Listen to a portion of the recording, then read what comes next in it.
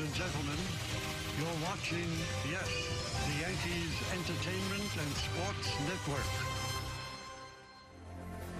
The captain of the New York Yankees, Thurman Munson. He did things that you'd go, man, this guy can really play.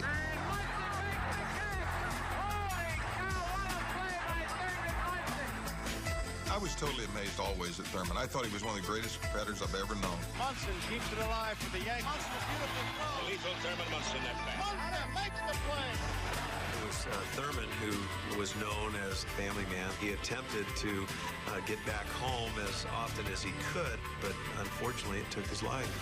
When you come into the locker room, it's one of the first things you notice. Man, that was Thurman Munson's locker. That's all you got to say. The way he played the game exemplifies what we have been about.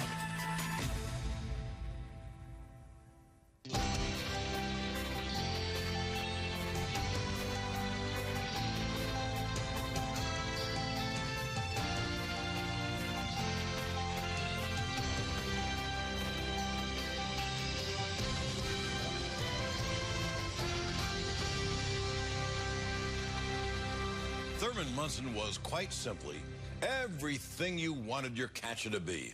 Bigger than life, with a menacing scowl that said, "Don't you dare try to cross this plate." Hi, I'm John Sterling for the Yes Network, and this is Yankeeography.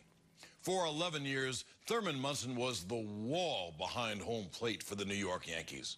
But that scowl and imposing presence was somewhat misleading, especially to his family and to those who got to know him as a friend.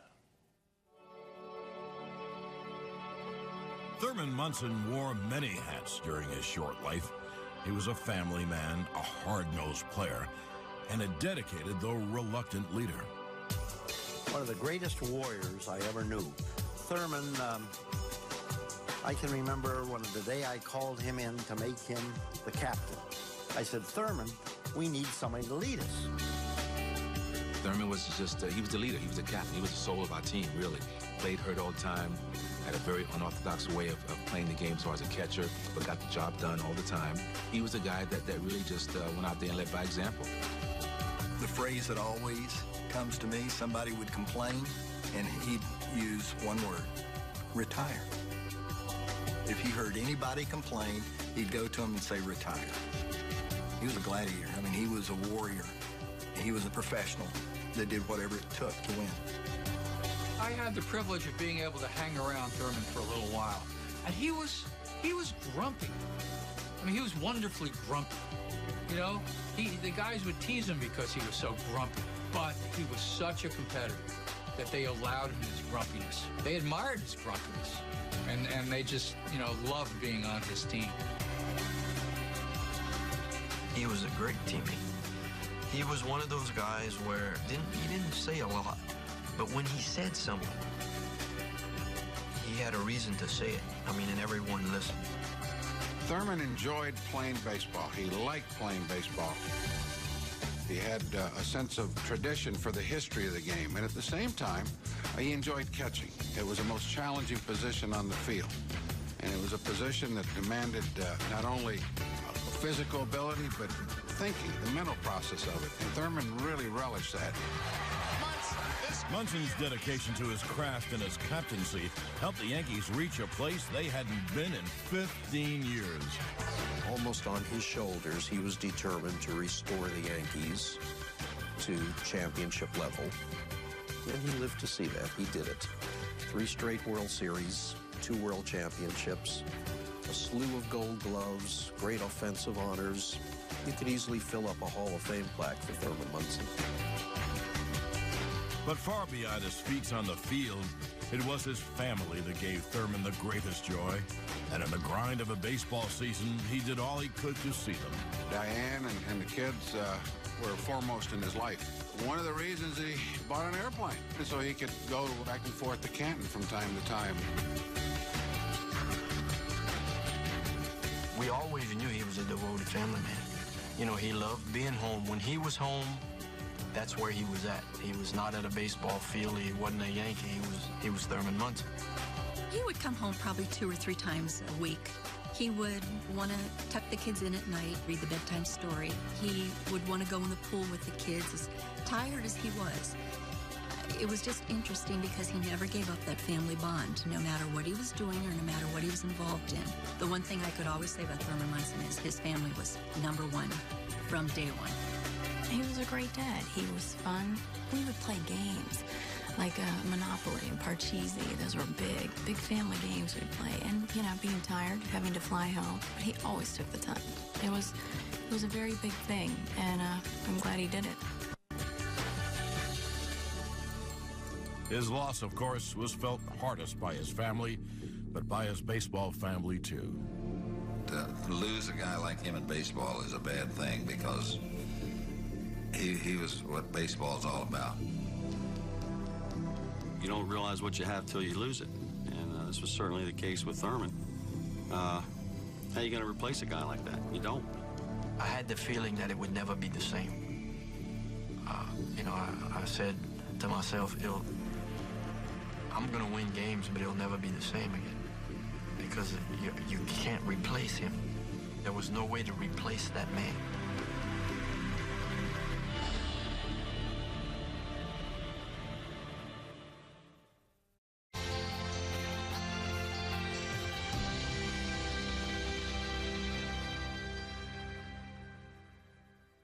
Thurman Lee Munson was born in Akron, Ohio in 1947. His older brothers taught him baseball on the family farm, and at the age of 12, he met his one and only love. When I met Thurman, I knew.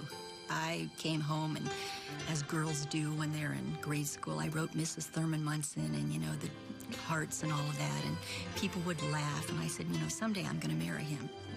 Diana was so convinced she had met someone special, she even told her father. I said to my parents, just as a little child, you know, this kid, Thurman Munson, my dad, big Italian man, went, what? What name was that? And it was a joke. I said, Dad, someday you're going to read about Thurman Munson. He's going to be a professional baseball player.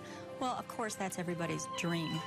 But I knew that Thurman had something positive and something almost charismatic, that he in fact could do this.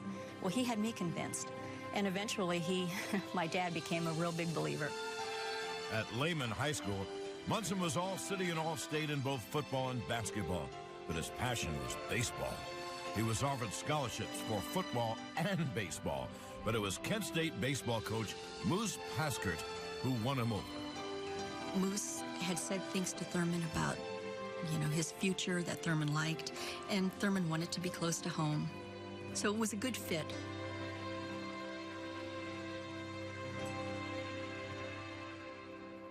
After a solid season in the Cape Cod League in '68, Munson was the 4th overall pick in that year's draft. Everyone's dream is the Yankees. I don't care what anyone says. That is the epitome of tradition, and Thurman was thrilled to be a Yankee. Munson signed on his 21st birthday and reported to AA Binghamton. He just signed that year, and he had signed out of Kent State. He was at Binghamton, and he was very confident. They came in and played a game in Yankee Stadium, an Eastern League game in Yankee Stadium before one of our games once. And I was sitting on the bench watching the game before our game, and Thurman jumped up on the bench and he said, "Hey, Stick," he said, "you're in on everything here." He says, "When the heck are they bringing me up?" He had only been signed maybe 6-8 weeks. Brimming with confidence, Thurman had another good year and topped it off by getting married to Diana in September. He joined the Yankees for spring training in '69, but would start the season at Syracuse before getting called to duty in the Army Reserves. Thurman Munson and Joe Verbanek and I were, Joe Verbanek was a relief pitcher. We were all in the same reserve unit, and we had to go to summer camp at Fort Dix, New Jersey. Everybody was going through the same thing. It was, you know, it was either that or active duty, and we were very fortunate that we could do what we did.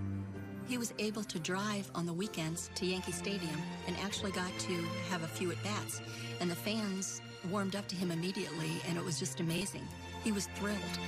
Thurman made his Yankee debut on August 8th of '69. He caught an Al Downing shutout and got his first hit of Catfish Hunter. Well, unfortunately, I couldn't be there, but he did call me immediately. And I remember that was one of our largest phone bills because he could not stop talking about his excitement and how it felt and what he thought he could do. It was amazing because he believed in himself, and that entire experience made him know that he could do it. Coming up next. Late 60s, early 70s, when Thurman arrived, back in those days, rookies were kind of seen and not heard, you know. Thurman was a little different rookie.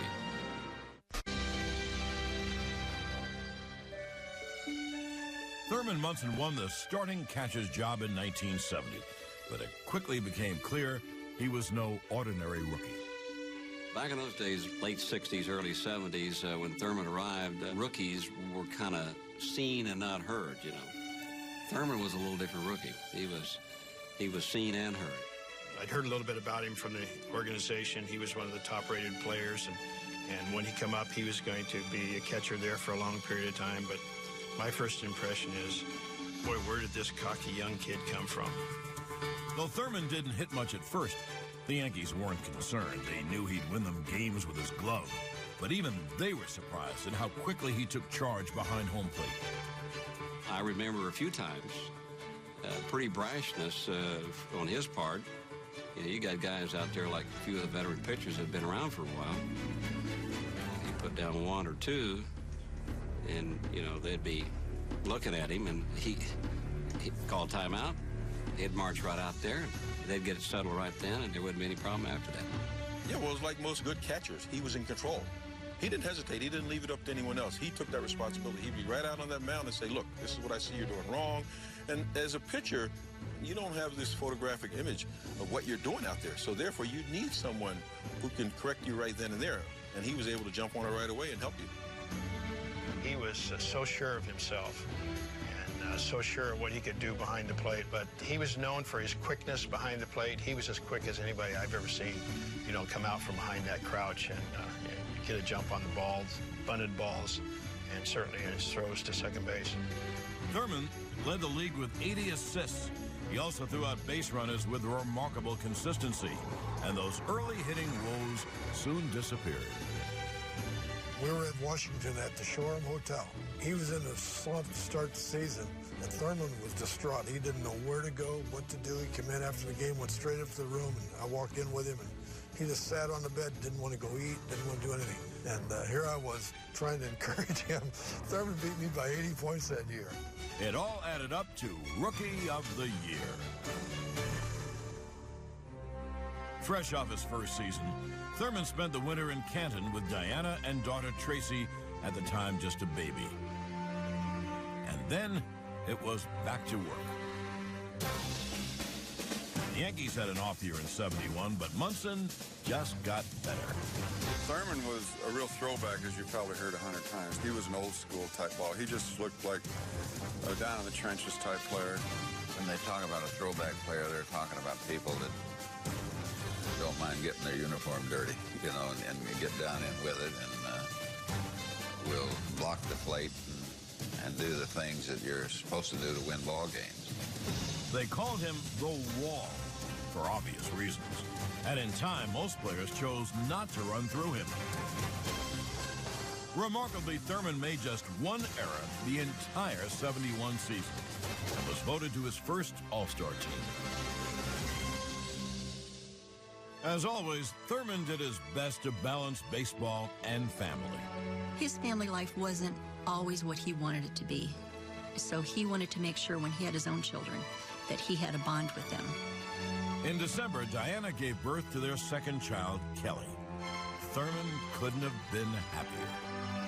And it was so interesting to see such a perceived tough guy, such a person whose exterior was gruff in other people's eyes, to see his gentleness. You know, that maybe that's why they say Thurman was an enigma. All I know is we got to see the soft side of him, and it was special.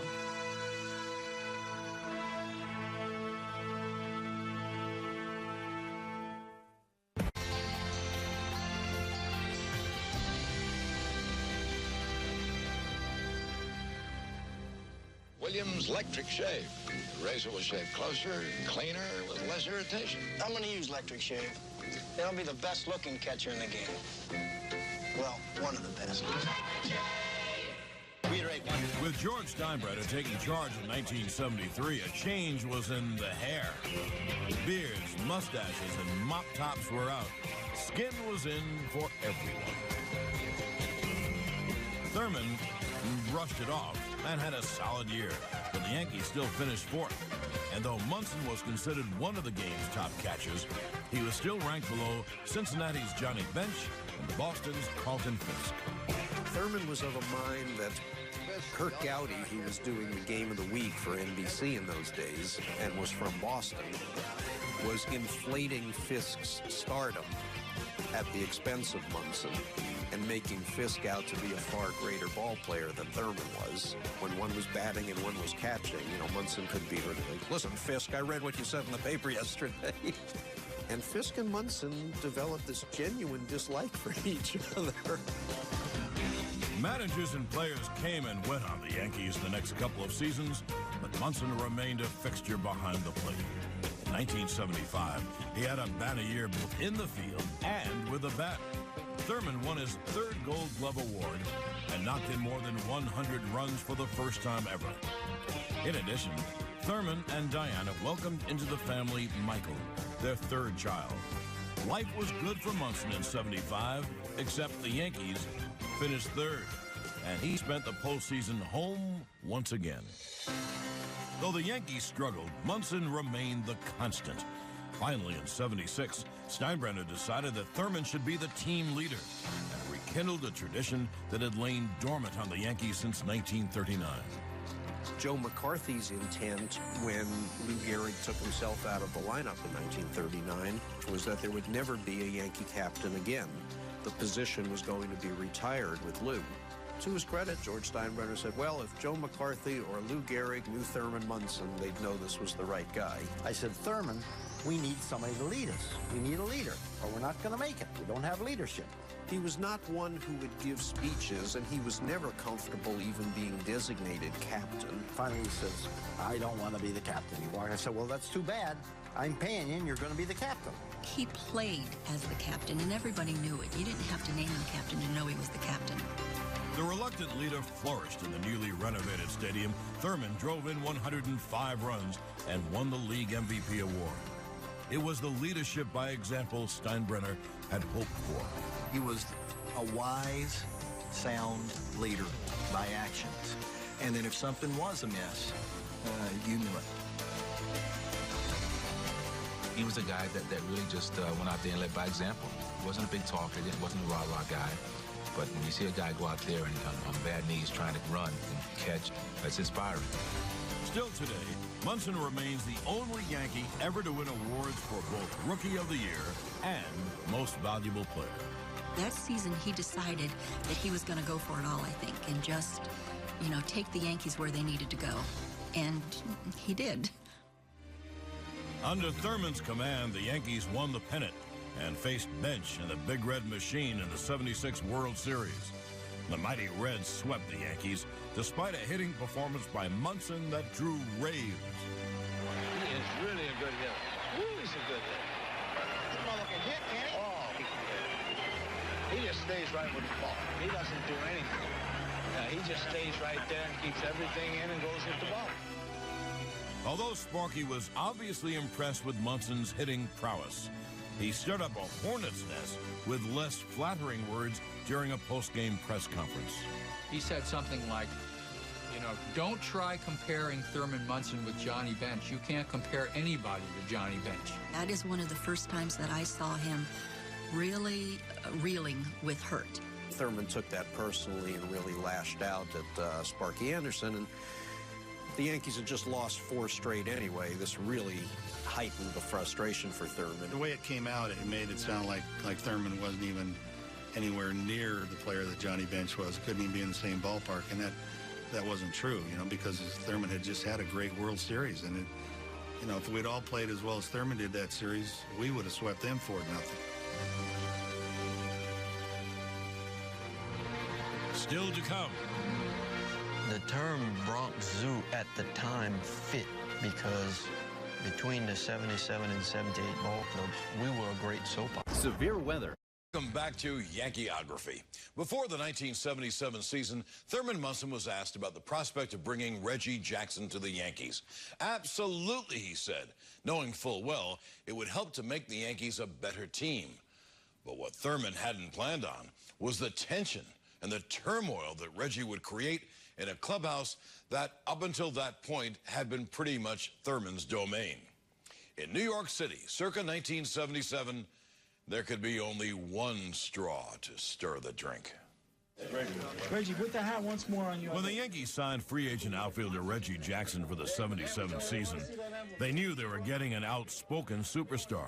But one question had to be asked before Reggie ever put on the pinstripes. Reggie, what were you thinking? Reggie did an interview for Sport magazine, and he knew it was for sport because there's nobody as media savvy as Reggie. And he did an interview before joining the Yankees in which he criticized Thurman's leadership.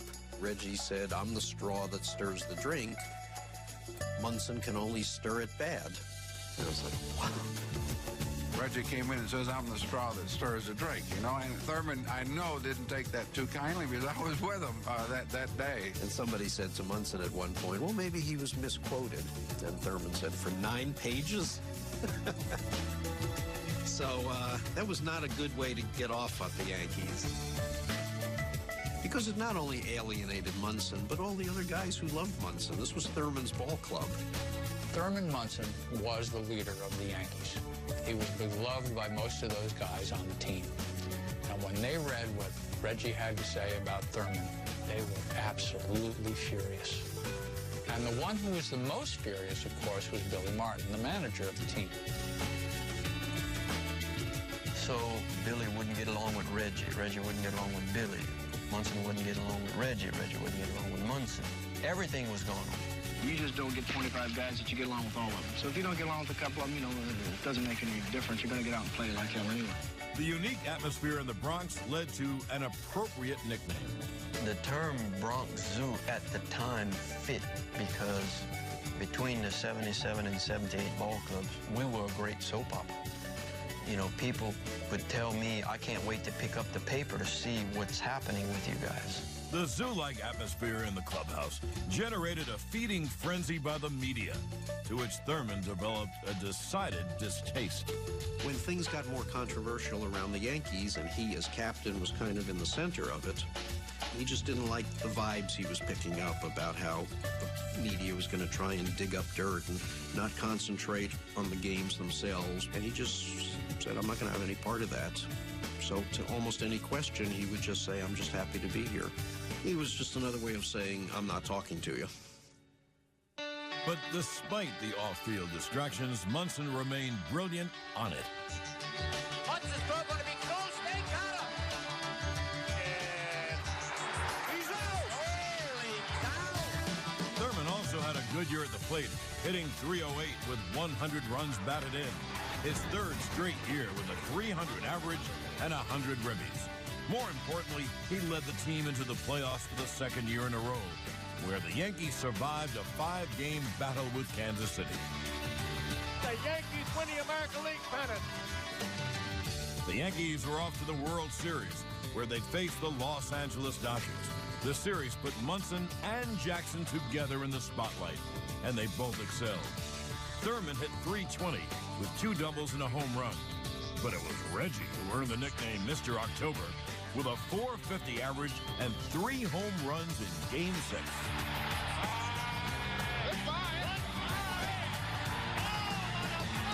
A stirring World Series title as a way of making any drink taste good.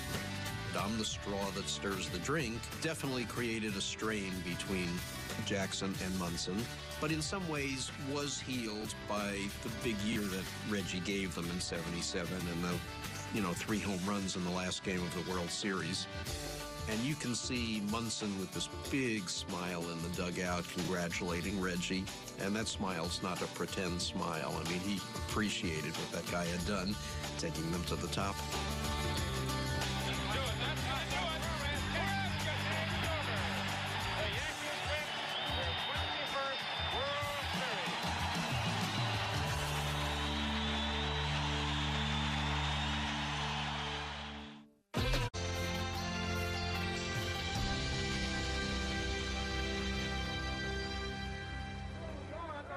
Thurman, I've got to ask you a question.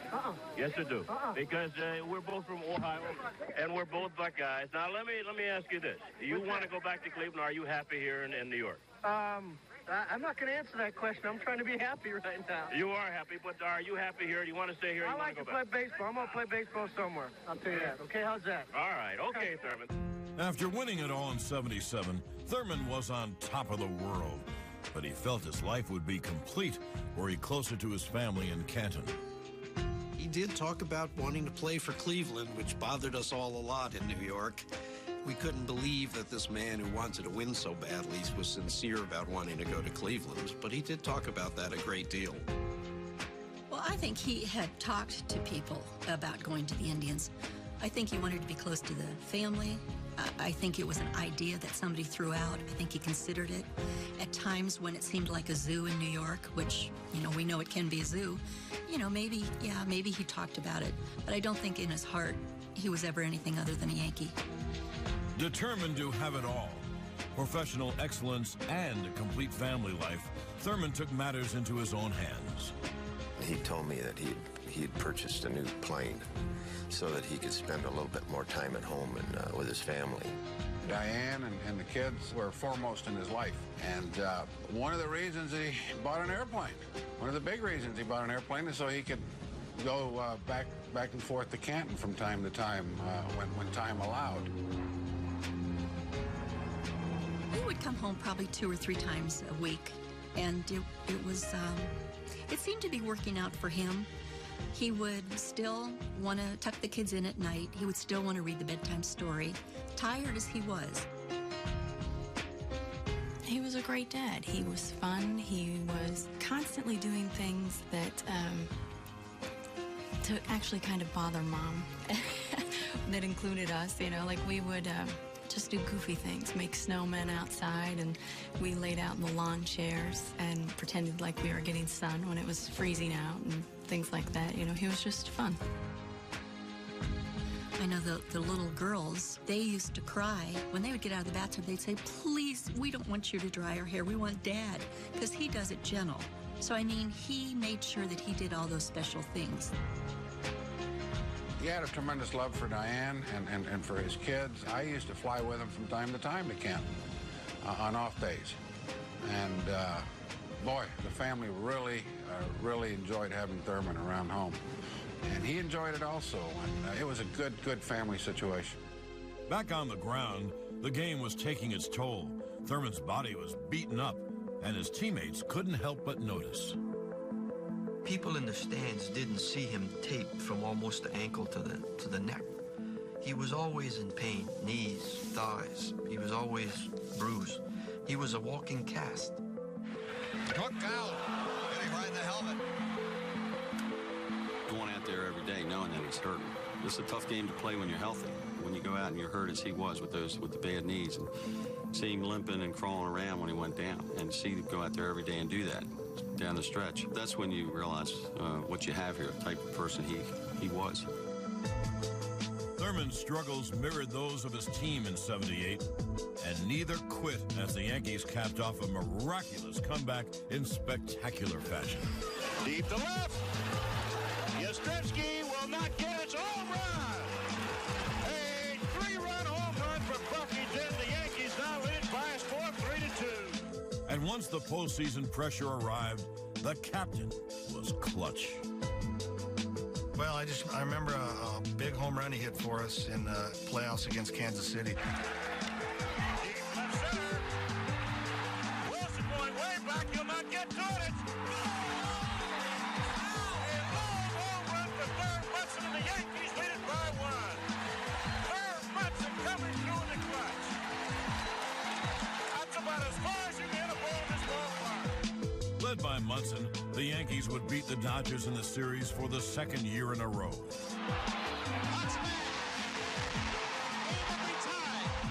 And fittingly, the last out settled in the captain's glove. This could be it. Yankees are the champions. Thurman was a winner on the field once again.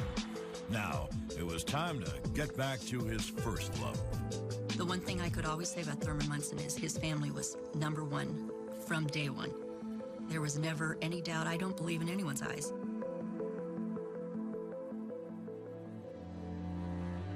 Coming up next. Goose, this is George. And I said, George who? And he said, George Steinbrenner. He just said, it's Thurman. And as soon as he said it's Thurman, I knew.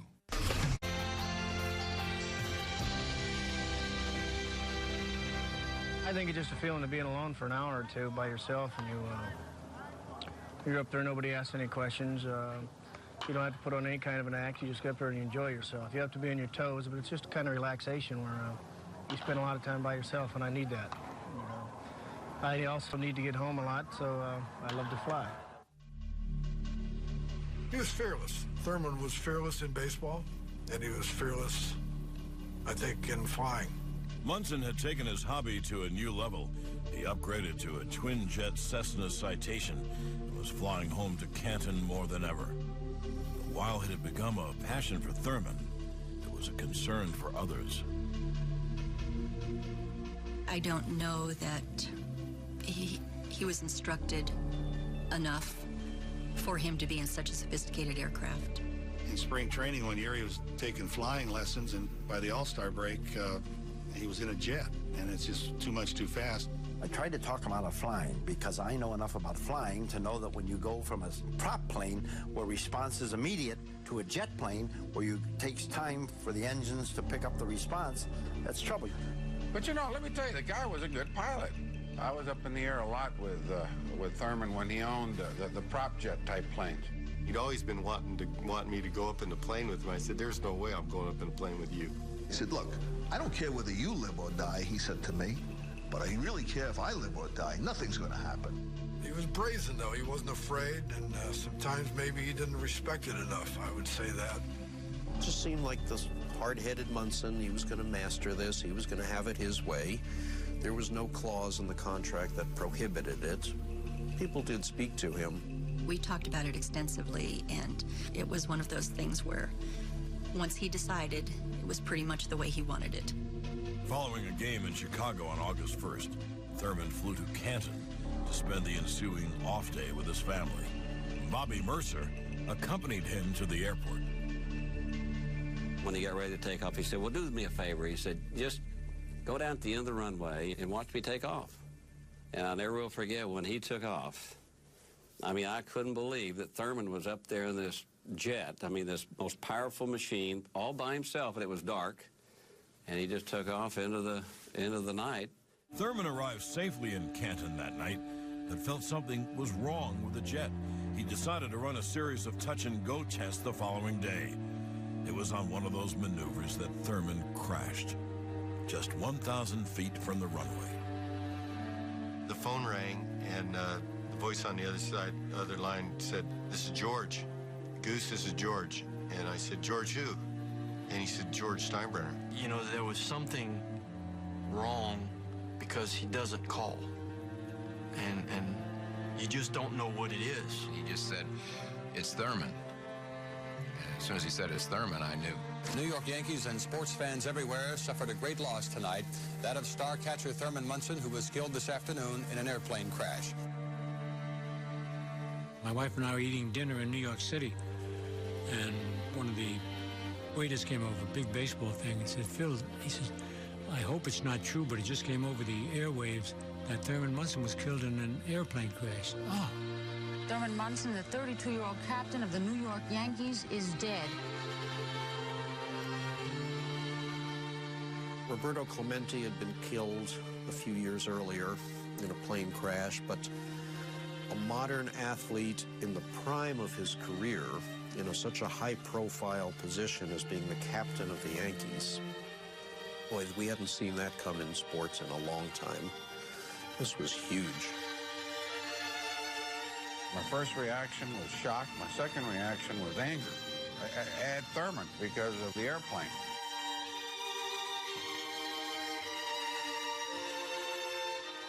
Catfish lived across the street from me, and he came knocking on my door that night, and he says, you're not going to believe this. He says, Thurman's dead. I thought, man, he must be joking. I was just shocked. I couldn't believe it. I mean, I just saw him. We just played a game together. I mean, that's impossible.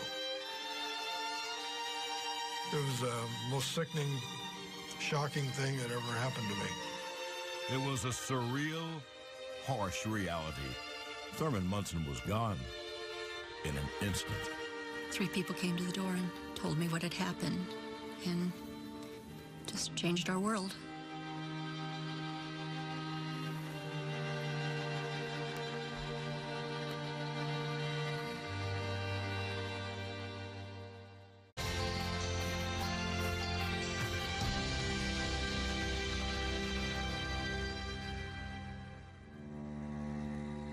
As hard as it was, the Yankees tried to play a game the night after Thurman died. The weather was appropriate. It was a misty, cold rain. It was like tears enveloping the fans.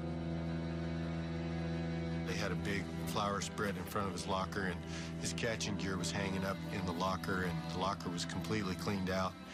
And I'll just never forget that. That's when I broke down, and that's when it really hit me, you know, just seeing that locker.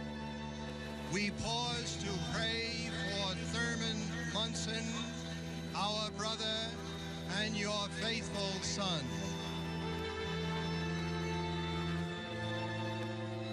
You could hear people, the fans in the stands, just weeping and crying. You know, we were just shocked. The outpouring of emotion by Yankee fans for their fallen hero caught his teammates off guard and only compounded their grief. It lasted for about 20 minutes, and those 20 minutes did feel like 20 years, but it was a tremendous tribute to Thurman, and I think the fans in New York knew exactly what kind of guy this was, what kind of ball player they had. During the ceremony, home plate remained empty. There was that gap in there, and he wasn't there. I had the feeling that it would never be the same. There was no way to replace that man. I knew that the ball players were never going to be the same. I mean, they had to go on that field. I remember how hurt I was for all of them. The Yankees lost the game that night 1-0, but with the funeral looming, games were not their priority. I told them we're going to charter a plane and we're going to fly out to Thurman's funeral. Billy's going, the whole team. They said, well, we can't allow that because what if you don't make it back? I said, well, then tough. We don't make it back, we forfeit. On August 6th in Canton, Ohio, players past and present joined the Yankees in their sorrow. The eulogies left everyone drained. Billy Martin was a wreck. He was tough. Piniella, Mercer, I don't know how those guys got through those talks, those eulogy talks. I don't know how they did it, but they did it. It was a traumatic day. It really was. Just all kinds of emotions, from sorrow and grief to some anger and just about any emotion that you can conjure. We don't know why God took Thurman away from us. Nobody really knows that. But we all know that as long as we all wear a Yankee uniform, Thurman will never be too far from us. He'll be right with us. It was genuine and sincere, and it only added to the tears that were in that funeral home that day. Thurman Munson, who wore the pinstripes with number 15. But in living, loving, and legend, history will record my friend as number 1. Then the Yankees faced the task of trying to compose themselves for that night's game. Riding home on the plane from the funeral, Billy had told me that, he said, look, don't even worry about playing tonight. You get some rest, take the night off. You know, it's been a tough 2 or 3 days. And I told Billy, I said, for some reason or another, I feel like I need to play tonight. I'm not really tired. The game was nationally televised. All eyes were on the Yankees and their missing comrade. He was the best there was at what he did, and he was the pride of the Yankees. You didn't really feel like playing, but you knew you had to. And they went out there and played, the team went out and played a heck of a ball game. In the 7th, with the Yankees trailing 4-0, the last Yankee to see Thurman got the chance to close the gap to 1. He did drive it down the line, and it's fair. Sammy was with the like a Hollywood movie, you know, just coming through for Thurman. And then in the bottom of the ninth, still down by 1, Mercer brought the game to a poignant end.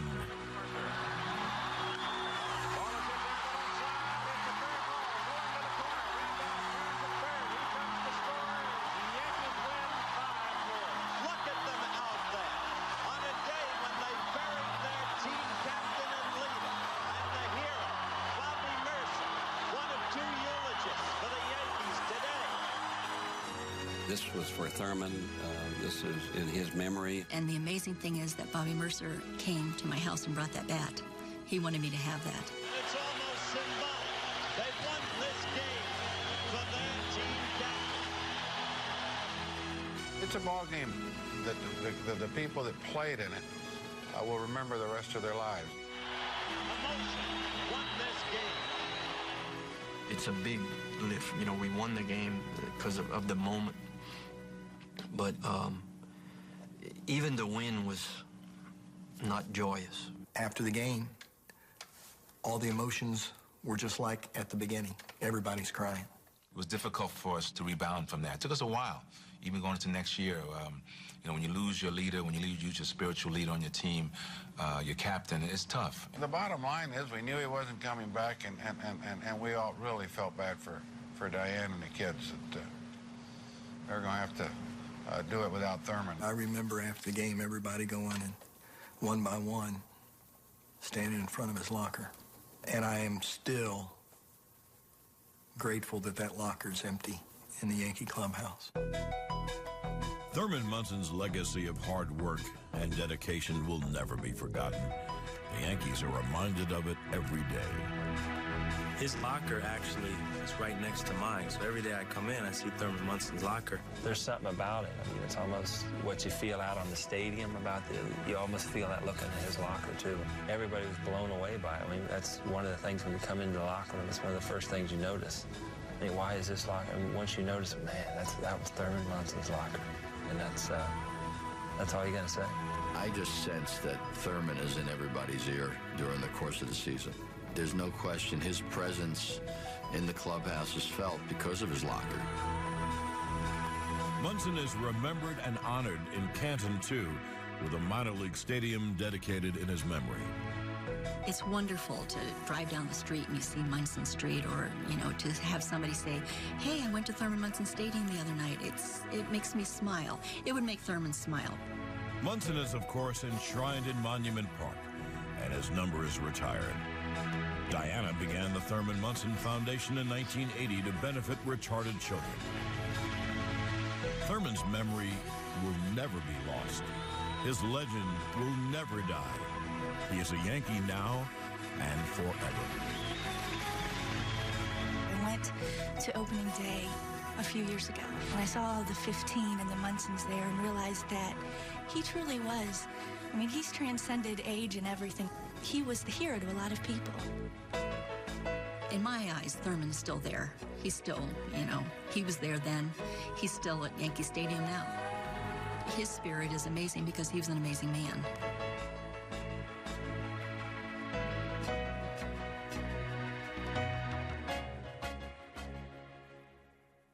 Thurman Munson has not stepped into Yankee Stadium in more than 2 decades, and yet his name resonates as though he were there yesterday.